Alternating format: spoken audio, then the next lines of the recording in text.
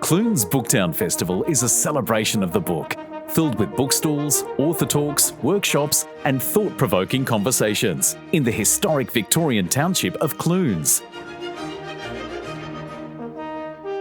So we are on the lands of the Jara people, and I've been on here for 24 years, so it is a special country. I think we're Wamba Wamba. We do share Wamba Wamba, Wagaya here. Yeah, I'm Wamba Wamba from Swan Hill on my dad's side.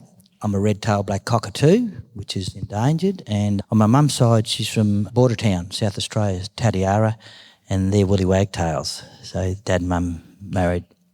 Anyway, so yeah, I want to acknowledge the Jara people, and especially the ones that have passed away. When I think Uncle Brian and his sister, Auntie Carmel, they've gone to the Dreamtime. So when I think of them, that's what I really honestly think. I want to acknowledge all people here, elders in the audience. We're all one people. You know, I think you're going to enjoy this session with us. Thanks, Uncle Ron. I'd like to also extend my deep respects to the Dja Dja Wurrung people whose lands we're gathering on today and for the weekend of storytelling, because without their strength and generosity, we couldn't do what we're here to do over the next couple of days, which is celebrate storytelling and books. I'm going to get started by introducing myself and my lovely co-panellists, and then we're going to each share about a 10 to 15 minute piece of oral storytelling, whatever that means to us. So as I said, I'm Susie Anderson.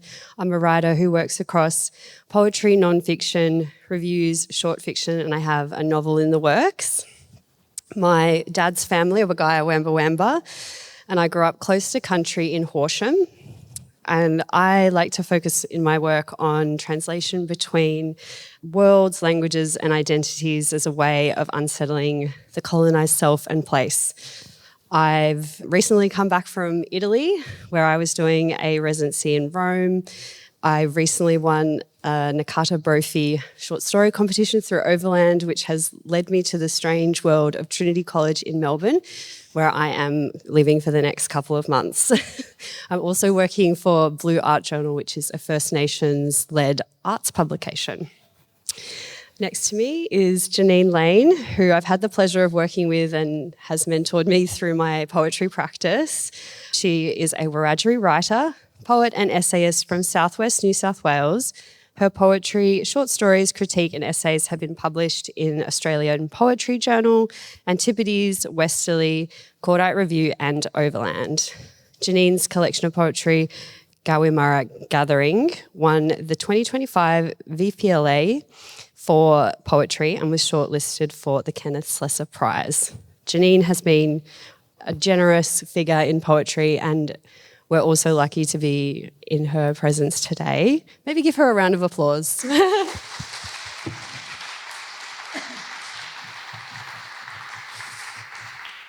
And Uncle Ron is a senior elder of the Wamba Wamba people, as he said, based on Jara country near Castlemaine. He was lucky to grow up with his culture near Balranald in New South Wales with his mother, father and 5 sisters at a time when many Indigenous children were being removed. He grew up surrounded by Aboriginal sacred country and sacred sites on the river country. As a musician, Ron has performed around the world as a didgeridoo soloist and is passionate about keeping Aboriginal stories, art and culture alive. He is a cultural educator, sharing his knowledge on Indigenous history, the environment, social justice, arts practice and the positive contribution of Indigenous people to Australian society. He regularly performs with his wife, Sarah James, and has worked for over 30 years, delivering cultural healing programs in the youth justice sector, which I think is how the phone fell into the river, if I'm not mistaken. Please make him very welcome. Yeah. But without further ado, Ron is going to share something with us. Yeah, and I'm surrounded by beautiful women, and it's been in my life all the time. I grew up with 5 sisters and mum, so I know women pretty well. Yeah, they were the boss. Lost my first sister last year. She was in Griffith, New South, 42 years as a teacher's aide. She was an amazing woman. Got ovarian cancer and she fought it for 4 years and passed. So still miss her.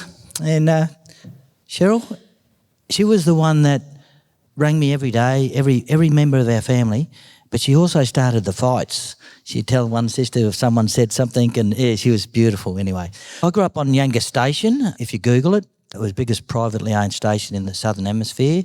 My dad worked for them for 58 years, my grandfather for 30. So Dad was a horse breaker, then ended up overseer.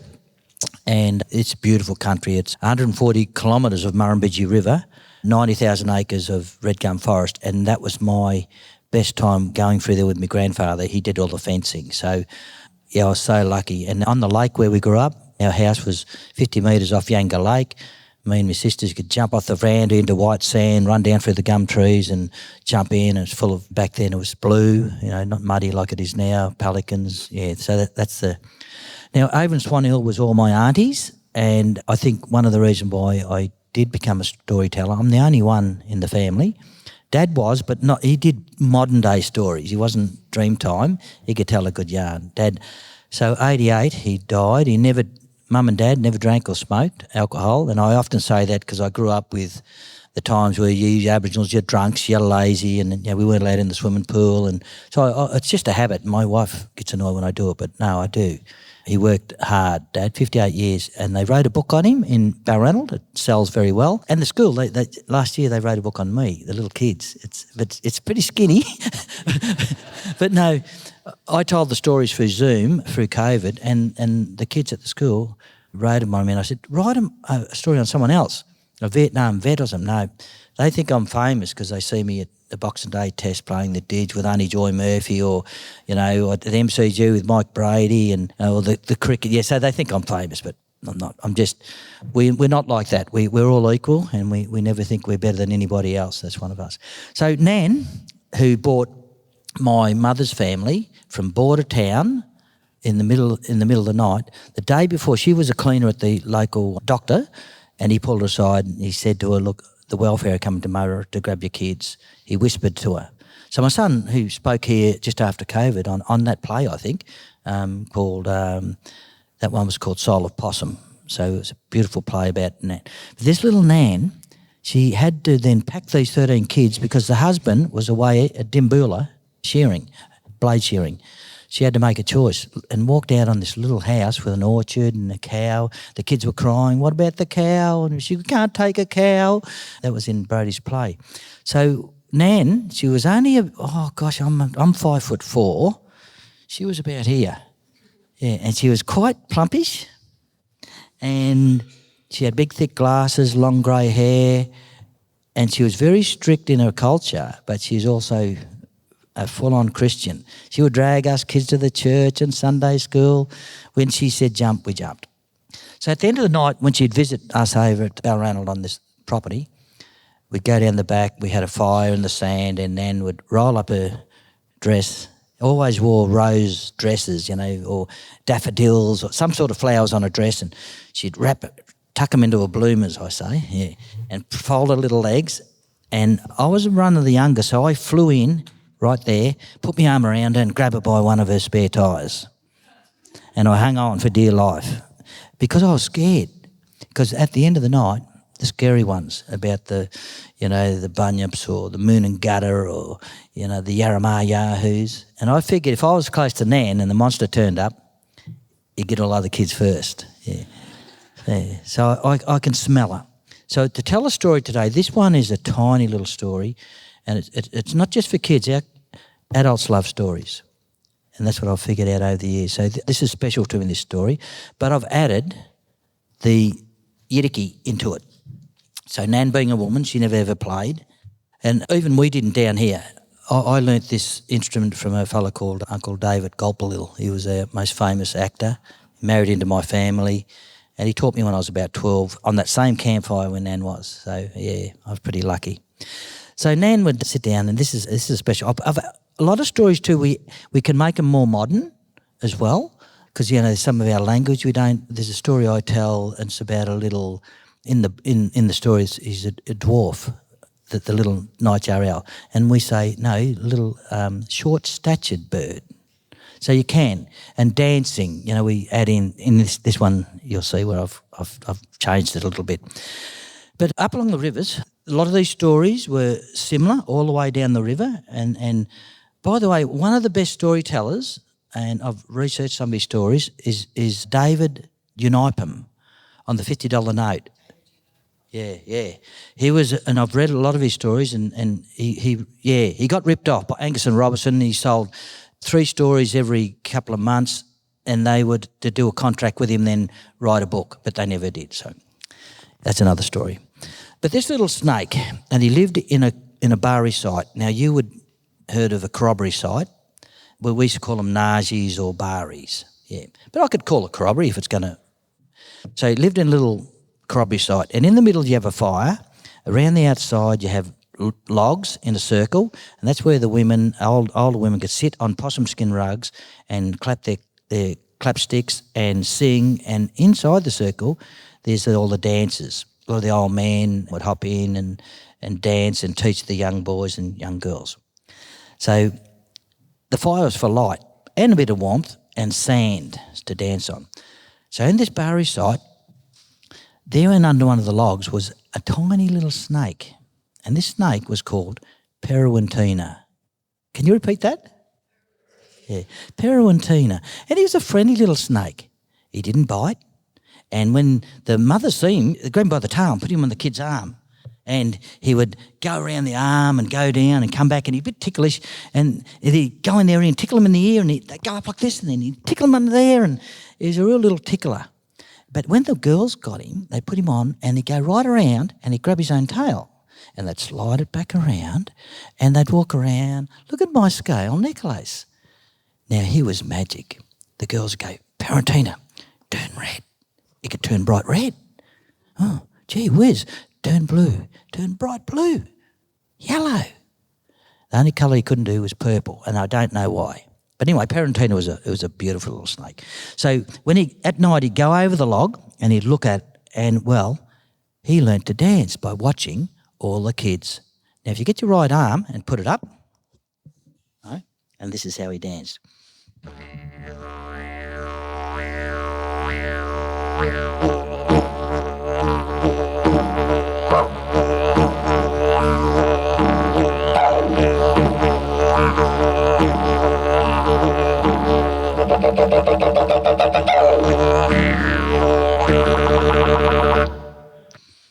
He got so good, that end bit was him moonwalking backwards on his tail like Michael Jackson. That's the bit I put in. Anyway, Peruintina became this beautiful dancer, but what he really wanted to do, he wanted to sing like the women. But everyone knows snakes can't sing. Oh, sorry, snakes can't sing. Every night he stayed up late, well past his bedtime, trying to sing. Now, a couple of months went by when he woke up one morning and he was sick in the tummy. He was grumbling and groaning because he hadn't eaten. Now, he come out of his log and he crawled right in front in the sun, straightened himself like a stick and rolled upside down. And the sun started to warm his belly and he started to feel not too bad. But he had no energy to go out looking for anything to eat. But just like magic, out of the tree come this tiny little bird, down the colours of the rainbow, landed right on top of his log. He didn't see that snake laying there. He thought it was a stick. Well, little snake looked up with one eye and said, "Beauty, breakfast in bed." He went under the log and he started to come up behind that little bird. He started to open up his mouth when all of a sudden that little bird started to sing. Chip, chip, chip, chip, chip, chip, chip, chip, chip, chip, chip. Well, little Peruintina stopped in his track. Wow, this little bird has the most beautiful voice. Matter of fact, he's better than them Aboriginal women. Maybe if I sit here and watch, I'll learn something. He went back down on his tail. Now, away that little bird went. He sang up the scales. He sang down the scales. And he sang all his favourite songs. But without realising it, Peruintina swallowed him whole. Didn't even chew him. He went back in his log and went to sleep all afternoon. Now that night, when all the women turned to sing and dance, he had more energy this time.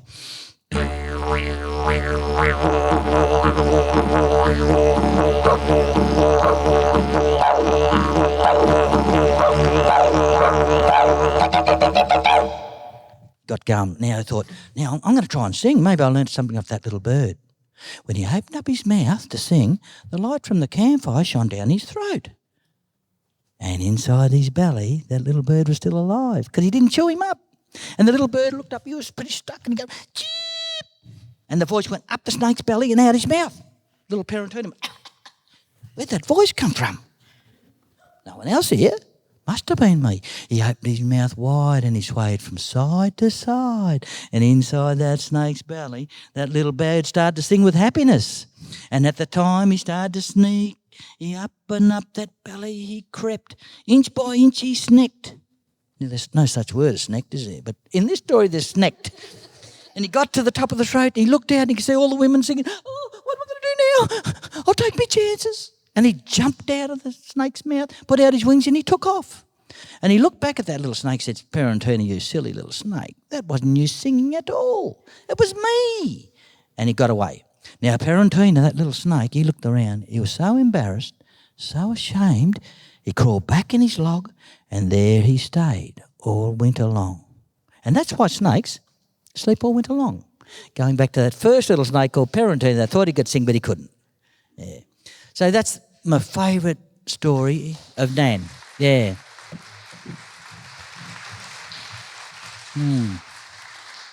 I've added a few things into it, but yeah. When I tell it, I can smell Nan's perfume, honest. She had this beautiful perfume, same. Yeah. I reckon that's me, isn't it? Thank you so much, Uncle Ron.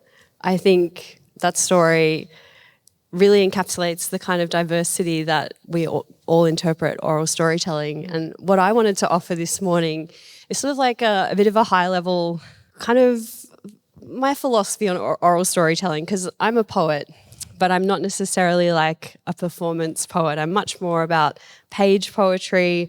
And I think that oral storytelling does have many different meanings and purposes within our various communities. You know, across the lands that make up so-called Australia, our stories have persevered in spite of attempts to quieten them, ignore them and steal them.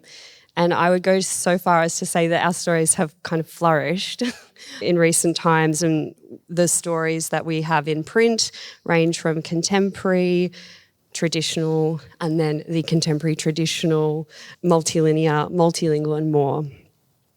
And the festival's theme, Defiance and Hope, this year feels particularly resonant to me when I think about the way that Black stories have kind of endured. And I wanted to say that Uncle Ron's acknowledgement and his didge playing really, you know, inspired, not just because of our Wamba connection, has a really special place to me because I saw him introducing his son Brodie Murray's play, Soul of Possum. This is a beautiful play about Wamba stories, kind of like a contact story up on the Murray, and about a warrior who's sort of trying to warn other mob about Europeans, or like strangers. And I really loved seeing Koori stories on stage because we do have a lot of contact stories in Aboriginal literature now, but to have a Victorian one on the stage was really special for me. And I think just that importance of listening really landed with me in that moment. Because it's in truth-telling too, isn't it? Like these poets, and we often too put truth-telling. If you look around Swan Hill, our mob, there's only about 8 stories survived, you know how the Murray was made, and there's one about a big eagle in Lake Boga swooping down taking a baby. 8 out of thousands. And when Nan used to tell them, I didn't say, but she'd sit down, she'd look around to see who's around the fire. Are they all trustworthy? Because you get dobbed in, you know, you could be punished, and speaking your language, and especially that's what's so sad, isn't it? Our stories disappeared, and the ones we've got are so precious. Yeah, that's something I was thinking about, is that generations above me pass down what they know, or they pass down also sometimes the gaps because they were, you know, things were withheld sometimes out of safety reasons because it was safer to just keep things between families. And we are, you know, in some communities close to losing that knowledge. So it is really special to have you here, and to know that Brodie is making plays about our stories just fills me with such pride. So I think I just have a few notes, and then I'm going to read a poem, and then Jeanine's going to share her reflections too. Because I think, yeah, Ron's piece just now is a really great demonstration of the way that oral storytelling is this weave back and forth in the present moment, in the past, across space, time and history.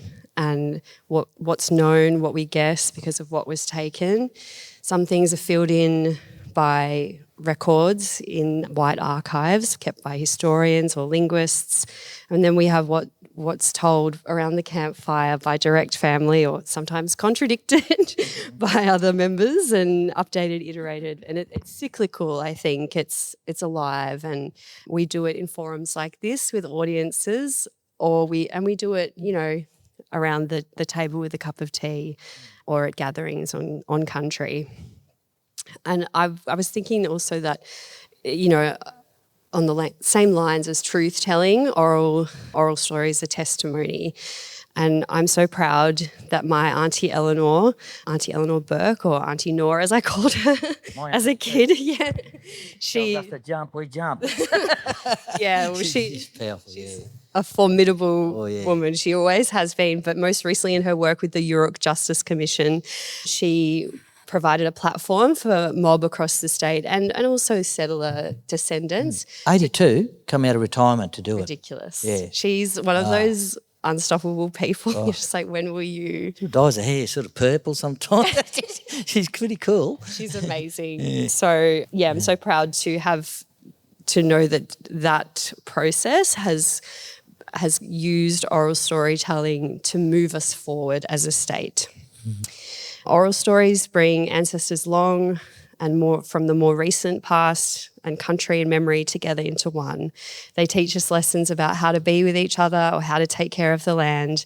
It's speaking Wagaya or Wamba Wamba or Wiradjuri alongside and into the other languages we know, like English. And on that note, I'll finish by reading a poem that is a sequence from my book where I was sort of imagining like an ancestor and country observing a present-day young Aboriginal woman with an auntie and this sort of multilinear intergenerational exchange. It's called Lake People. Here's how it goes, or at least I think so. And this is the one story we're allowed to tell with the name of the bad man we weren't allowed to speak of. We were too scared to say it. Even now, I'm not allowed to say. That's what my nanny said to us, and your father knew it too. So that wouldn't have been passed down anyway. But this one is well known. And we used to get told this version by Granny, but Mum told it a different way. But it's been so long now that I can't remember exactly what made their lake stories different. Only that they would carry on about it. You never wanted to get them started on this story, or any story in particular, but I'll tell you now the one about the two brothers. Hey, I'm here now. Can you tell me whereabouts I meant to park and look for this thing? I definitely came in on the western side, so from what Aunt told me, I should just stay on the turn-off after the pub and I'll come out the western side of the lake, but now I'm here. It's bigger than I remember and I don't want to start walking around if I'm on the wrong side. No, there's no water. I guess it hasn't rained this season yet, so I should be right to walk around for a bit. I just want to find that, you know exactly what I'm looking for. I don't even think I've ever seen it fall, so it's kind of weird to think that people water ski here, watched by those two brothers. So which way? People abandon this place. In winter, lake is dry, white ochre, bright, expanding, flat, low down through brush onto shore, bulrushes at ankle height, bottles, cans, rubbish waver, well beyond rustling, eucalypts join in ocean sound. Gotta be ours, even though she's pale. What do you think? Can you sense the pelican spirit? You'd have to ask. It sounds like she was talking about us just now. Not proper, that young one, and she got the story wrong. It was me chased the spider away, not you. And it wasn't my fault. We couldn't save the squirrel, not that he deserved it anyway. But it's the law of country now. Wait, it was me with the spider this time, and you saved the squirrel from the eagle other time. No wonder these ones didn't pass on the story proper way. It happened to us. And we can't even get it right. Where do you think she's going? Now that's the wrong way, girl. Thank you. Beautiful.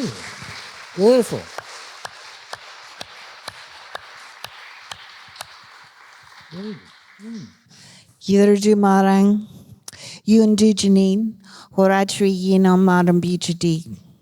Anadu Banigu Gobara Waradri Narambangu, Anadu Banigu Gobara Muyalangalang Mardu and Yalabu, Anadu Banigu Gobara Biamo Guau Narambangalang Gu Mandanguru Wudgabina. Thank you for listening. I said, hello, my name's Jeanine. I'm a Wiradjuri woman from the Murrumbidgee River. Sometimes they say Murrumbidgee River in southwest New South Wales. So I'm from north of the border, if you care about the border at all.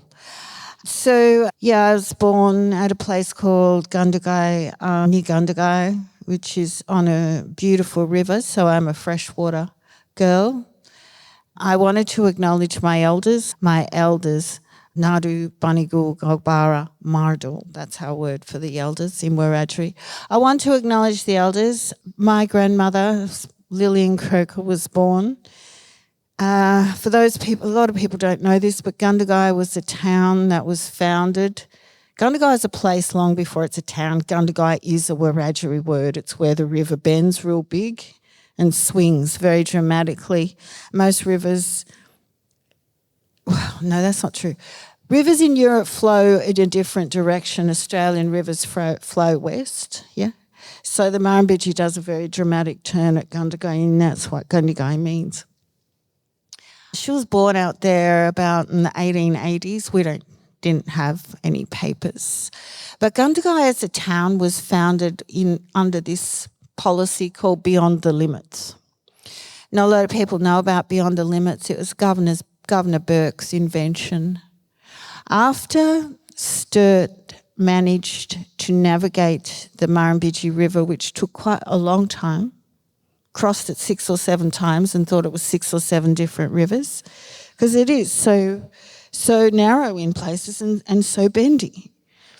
Anyway, when he did eventually get across it at a place called Jigiong, which I could walk you to if I was there, and then again at a place called Nengus, it was Liberty Hall. The governor at the day couldn't keep the settlers in Sydney anymore after they got the reports of these. That's the free settlers, not the convicts. So he just couldn't keep them in Sydney. They just left. They just came. So there's no law out at Gundagai. People started moving out there in the 1830s, and Burke declared this writ called Beyond the Limits. It's like, okay, you can go out there. No protection by the Crown. If you get attacked by the wild Wiradjuri people, that's your problem. But if you kill them, you won't get persecuted either, right? That's on you. So my grandmother's grandmother had a first-hand memory of those contact years and the killing fields out there, the Wiradjuri Wars. She was married, Lillian, my grandmother, under the Act, that's a Protection Act, by the way, to a white man. She had a child who was removed from an institution in Sydney. Then she was put in domestic service, and then if anybody hasn't read the Noongar author Kim Scott, I might recommend that you would do that, because his work, Banang, tells you a lot about the private eugenicist experiences of white men in the colony. Everybody knows about the assimilation policy, I hope, or at least they've heard of it. That was big in itself. But there's spates and spates and spates of white men. Like, people take Filipino mail order brides. Like, people do that now. There was spates of men doing that with Aboriginal women. And some of them for religious reasons. Kim Scott's work, Banang, is like about that on the west side. And that is very much my story on my white grandfather was a descendant of Plymouth Brethren who left England because it was becoming too liberal because England got the vote. Women got the vote. So I would, really wanted to acknowledge my elders, because my grandmother sort of was forced to marry into that. But interestingly enough, got to live on country, because that's where he wanted to take a block of land. So there's this fraught relationship there between her love of the land, and then there's the farms out there as well, and that deep entanglement. And I think everybody I know out at Gundagai, and this is what Susie said she's interested in translation, yeah. My interest, I'm a retired academic as well from Melbourne Uni, and my interest is in how people remember things and documentation and lack of documentation and what the documents say, what they don't say.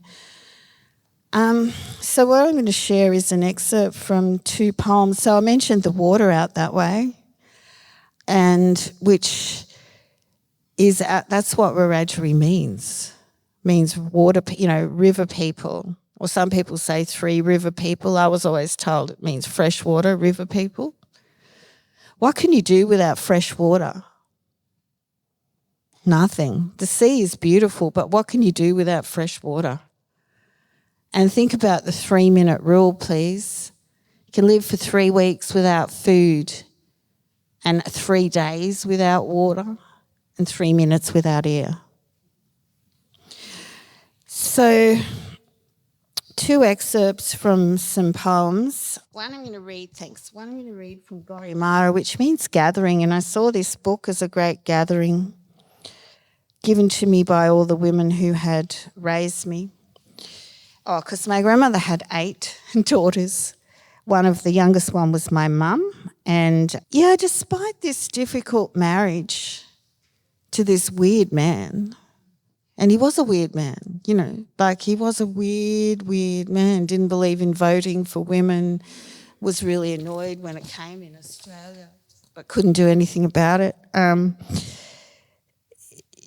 He was an Old Testament kind of Christian, I guess. Okay, so I'm going to talk a little bit about renaming, and the first poem I'm going to read from is Gorimara, which is The Gathering. This one's called Heal Country, and then it's called Heal Our Country, Heal Our Nation, but there's a strike through the our. And this is about a body of water between Ngunnawal and Wiradjuri country called Wiriwa, but you might have heard of it as Lake George. When you change something from a living subject of conversation constantly in dialogue with their surrounds, the animate landscape and their children and the people living on country, and make it an object of information, you are starving it slowly of cultural nourishment. You incarcerate and isolate it from its family, its relations, from its life that it once had. You make it sick in spirit and in self. In 1920, colonial governor Lachlan Macquarie renamed a vast body of water spanning Ngunnawal, Ngambri and Wiradjuri countries called Wiriwa, meaning hard or salty water. Renamed it after a sick, philandering, laudanum-addicted British monarch called George IV. In renaming Wiriwa Lake George, Macquarie forced a masculine gender and contamination on a living body of water. Once brimming with water that lapped against the side of what is now the Hume Highway, Wiriwa is now completely dry.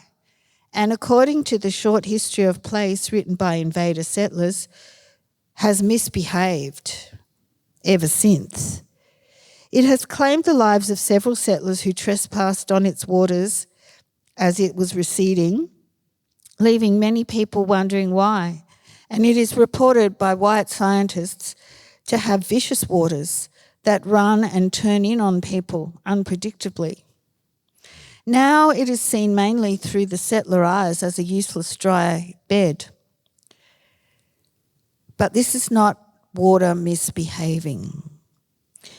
It is remembering. It is grieving.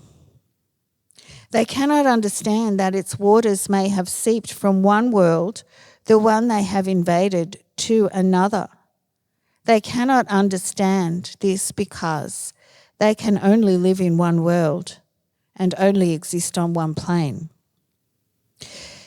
The psychogeography of our countries remember who they were before nation. Australia is sick with loss of self. The nation is not ours and was and always will be a myth to us until the toxic naming practices are erased from its body. Our countries cannot heal until their names are given back.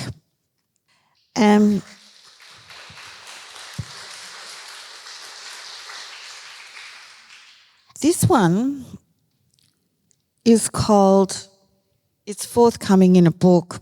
It's published in this booklet form, girls. It was performed in Berlin, where I was asked by a group of people to write a poem about something I really cared about, and they're called earthworks, so they care about conservation.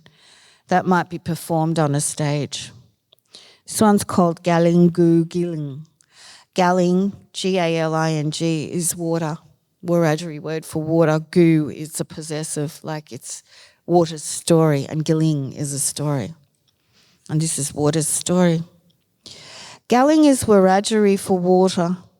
Water is the first story of place. Galing Bamba Biana. Water is always flowing.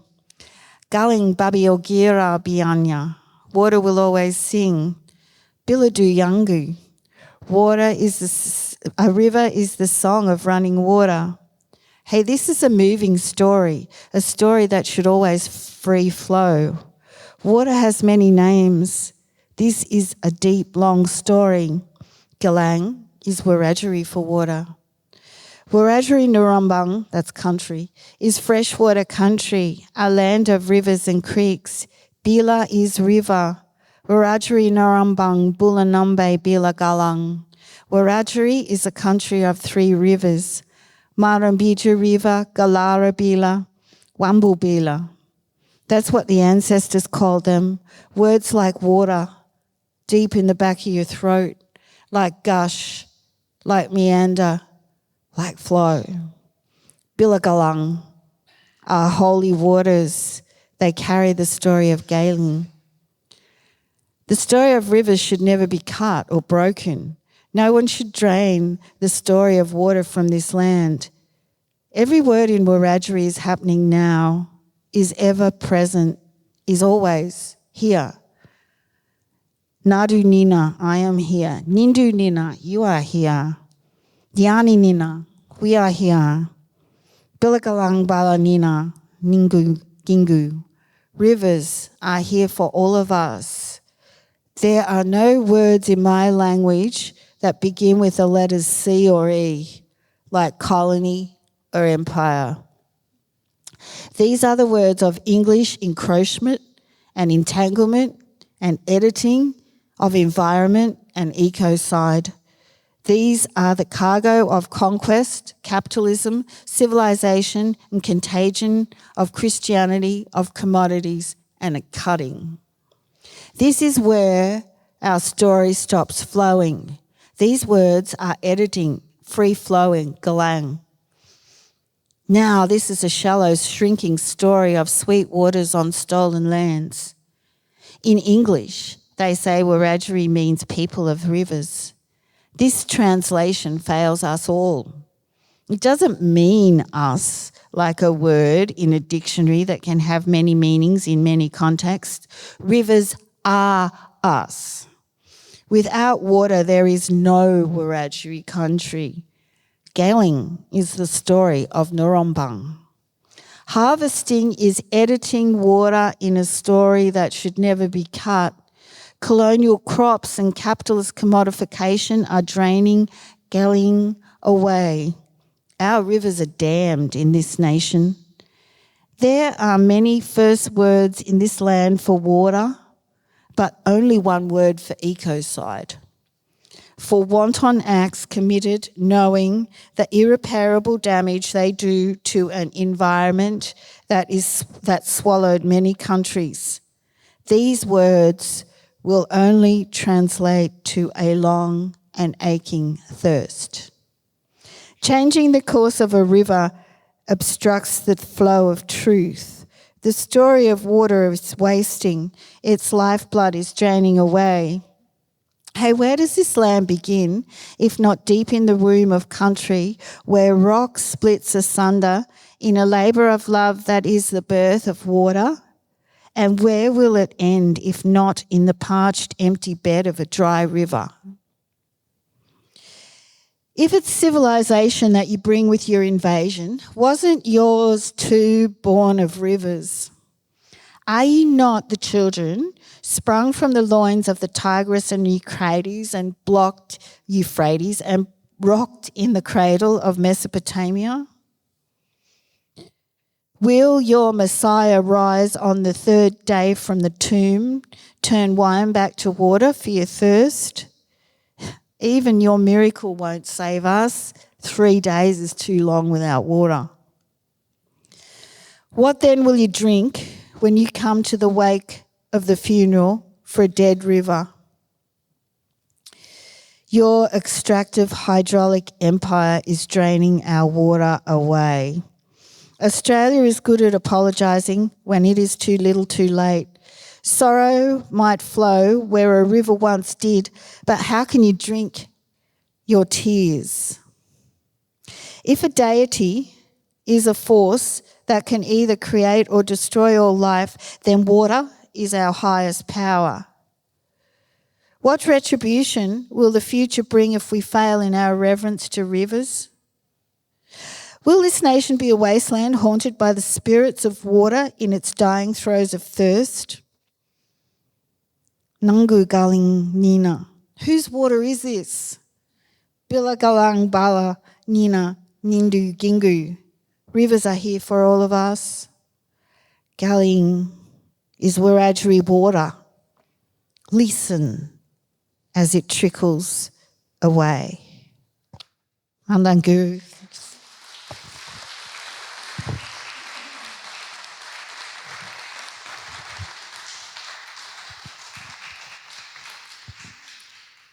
Thank you, Jeanine, for those words. Certainly good to hear the voice of the water after the summer that we've just had. We have to wrap up here because some of us have other panels to get to, including myself. But I did want to just invite Jeanine and Ron to say where else you can see them at this festival and perhaps what books of theirs or publications they might be available in the shop. Thank you, Susie, and thank you to my panel again. That was a really good session. I have got Imara here on sale, The Gathering, which has quite a lot of language in it. And I'm on a panel this afternoon at 3:30 in the Tin Shed on poetry and hope. And I want to, like Susie, I really want to commend this festival for its theme, Defiance and Hope, at a time of great censorship. And yeah, keep words free. Yeah. Hello. Hi.